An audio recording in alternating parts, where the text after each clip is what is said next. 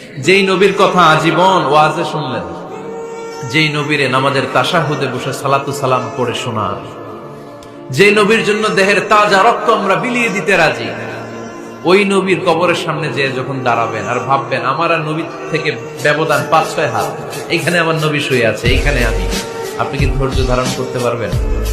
কথা বলেন, নিজেকে সামলে রাখতে পারবেন?